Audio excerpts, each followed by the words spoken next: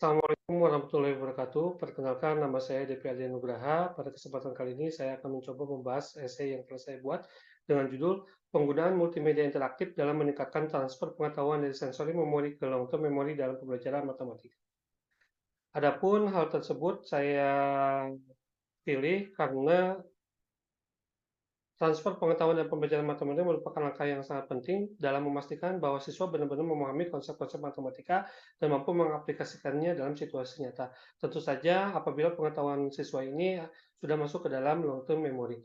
Namun, transfer pengetahuan dan pembelajaran matematika bukanlah proses yang sangat mudah. Siswa sering mengalami kesulitan dalam menerapkan konsep-konsep matematika yang telah dipelajari dalam situasi yang berbeda ataupun situasi baru. Oleh karena itu, penting bagi para pendidik dan praktisi pendidikan matematika untuk mencari metode dan strategi yang efektif untuk meningkatkan transfer pengetahuan dalam pembelajaran matematika. Pada kali ini, dalam esai saya yang buat, ya, saya mengambil penggunaan multimedia interaktif merupakan ide yang muncul sebagai alat potensial untuk meningkatkan transfer pengetahuan dalam pembelajaran matematika. Sebelumnya ada beberapa prinsip teoritis yang melandasi efektivitas multimedia interaktif, di antaranya adalah prinsip-prinsip pemrosesan informasi kognitif dan prinsip-prinsip pengembangan multimedia interaktif. Prinsip-prinsip pemrosesan informasi kognitif dapat dilihat daripada model learning process, di mana dalam model learning process ini terdiri dari 3 tahapan, ada yang disebut dengan sensory memory, ada working memory, dan long-term memory. Sensory memory merupakan tingkatan pertama dalam model-model yang berfungsi untuk menerima informasi dan menyimpan sementara informasi sensorik yang berasal dari penginderaan. Kemudian stimulus tersebut diberikan persepsi dan dilakukan identifikasi awal berdasarkan informasi yang diterima dengan cara mengubah informasi tersebut menjadi bentuk sinyal-sinyal yang stimulus. Kemudian yang kedua adalah working memory, di mana working memory merupakan memori tingkat yang kedua yang berfungsi untuk memproses informasi sementara, menyimpan waktu secara singkat, dan working memory juga sering disebut sebagai memori pekerja. Nah, kemudian yang ketiga adalah long term memory, di mana long term memory merupakan memori tahapan yang ketiga yang berfungsi untuk menyimpan informasi dalam jangka waktu yang lebih lama. Memori jangka panjang diasumsikan sebagai tempat penyimpanan yang permanen dan memiliki kapasitas yang tidak terbatas. Informasi yang telah diolah dalam working memory akan disimpan ke dalam memori jangka panjang melalui encoding, pengetahuan baru ataupun dengan mengelaborasi ataupun mengintegrasikan pengetahuan baru dengan pengetahuan yang telah ada. Sedangkan informasi yang telah dikenali polanya oleh memori penginderaan atau sensory memory dapat dipilih untuk diberi makna dan dikirim ke memory working memory melalui proses selection. Nah, working memory akan memberi makna informasi tersebut dan memanggil retrieval pengetahuan awal yang telah disimpan di dalam long term memory. Prinsip penting dalam proses teori kognitif adalah yang pertama ada attention, yang kedua adalah recall, dan yang ketiga adalah elaboration. Attention memiliki peranan yang cukup penting, namun perhatian memiliki kapasitas yang terbatas dan dapat mudah teralihkan. Oleh karena itu, penting bagi para guru untuk merancang pembelajaran matematika yang menarik dan relevan dengan kebutuhan siswa serta bermakna. Pembelajaran bermakna adalah suatu proses pembelajaran yang menghasilkan kemampuan siswa untuk mentransfer pengetahuan yang telah diperoleh. Ini menurut Meyer 1999. Cara meningkatkan attention ada beberapa langkah yang bisa dilakukan, diantaranya adalah gunakan media yang bervariatif, gunakanlah teknologi, berikan reward dan feedback, buat suasana pembelajaran yang kondusif, libatkan siswa dalam proses pembelajaran, kurangi task limited dan resource limited. Implikasi memori kerja dalam merancang metode pembelajaran bagi guru adalah sebagai berikut. Di antaranya, penting bagi guru untuk memahami kompleksitas tingkat materi yang akan dipelajari atau diajarkan dan jumlah informasi yang akan disampaikan. Kemudian guru juga perlu mengetahui tingkat pengetahuan awal siswa yang akan mempelajari materi tersebut.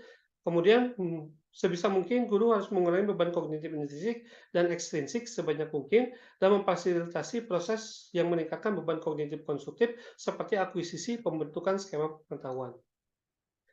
Kemudian kenapa harus memilih multimedia interaktif? Karena multimedia interaktif menawarkan representasi visual yang kaya dan variatif. Multimedia interaktif juga memungkinkan siswa untuk terlibat secara aktif dalam proses pembelajaran. Penggunaan multimedia interaktif dapat diulang oleh siswa kapanpun dan dimanapun. Multimedia menyediakan pengalaman belajar yang menarik dan menyenangkan bagi siswa, serta mampu menumbuhkan motivasi belajar siswa. Kemudian yang terakhir adalah melatih siswa untuk belajar mandiri dan mencari dan mendapatkan ilmu pengetahuan. Apa itu multimedia interaktif? Multimedia interaktif merupakan sebuah sajian materi ataupun teknologi yang menggabungkan berbagai elemen media seperti teks, gambar, suara, animasi, dan video dalam suatu presentasi atau aplikasi yang memungkinkan pengguna untuk berinteraksi secara aktif dengan kontennya. Apa saja jenis multimedia interaktif? Di antaranya adalah ada presentasi multimedia, ada animasi interaktif, ada simulasi ataupun permainan edukatif, dan ada multimedia web. Di sini saya memberikan beberapa contoh gambar multimedia interaktif jenis presentasi multimedia, kemudian ada gambar jenis multimedia interaktif dengan jenis animasi interaktif, di mana di sini ada animasinya, kemudian ada interaktifnya atau bersifat dua arah, di mana siswa nanti bisa mengisi eh, angka-angka ataupun pertanyaan-pertanyaan yang disampaikan dalam program. Nah, kemudian yang ketiga di sini ada jenis multimedia interaktif yang sifatnya simulasi, di mana nanti siswa bisa mencoba mengubah bentuk tampilan segitiga, kemudian melihat garis tinggi dalam segitiga, kemudian ada berapa jumlah garis tinggi pada segitiga. Ini menggunakan software Geometry Sketchpad. Nah, kemudian yang selanjutnya ada media jenis interaktif berbasis multimedia web, multimedia web. Ini diambil dari channel YouTube saya pribadi, silahkan nanti bisa dicek langsung, namanya DPRD Nugraha atau Diandra Channel.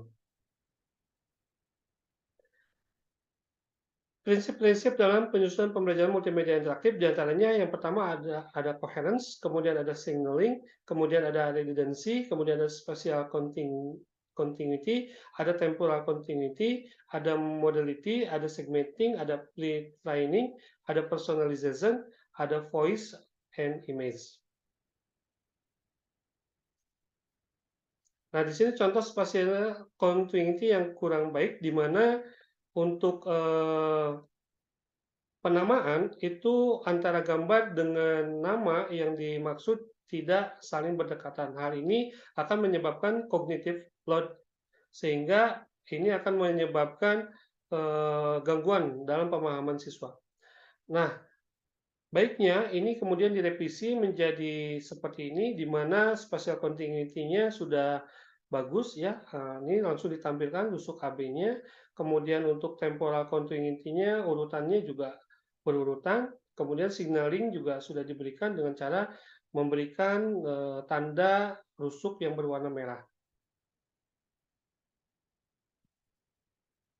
Nah, supaya kerja kognitif terbagi, maka teks dengan gambar harus disimpan berdekatan sesuai dengan konsep yang disampaikan.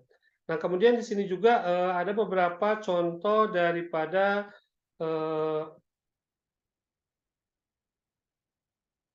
koherensi yang kurang baik, diantaranya ya ini ada sebuah media pembelajaran di mana berbentuk komik, dan komiknya itu banyak sekali gambar-gambar yang memang tidak diperlukan dalam proses pembuatan yang tidak sesuai dengan konten atau materi yang akan diajarkan. Nah, hasil penelitian yang relevan dilakukan oleh Akasir tahun 2017 yang menjadi efektivitas pengguna multimedia interaktif dalam meningkatkan transfer pengetahuan dan pembelajaran sains. Hasilnya, penelitian menunjukkan bahwa siswa yang menggunakan multimedia interaktif memiliki tingkat transfer pengetahuan yang lebih baik dibandingkan dengan siswa yang tidak menggunakan multimedia interaktif.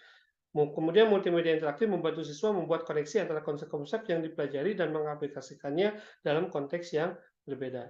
Demikian presentasi yang bisa saya sampaikan, kurang lebihnya mohon maaf bila ada kekurangan. Wabillahi taufiq wal hidayah. Wassalamualaikum warahmatullahi wabarakatuh.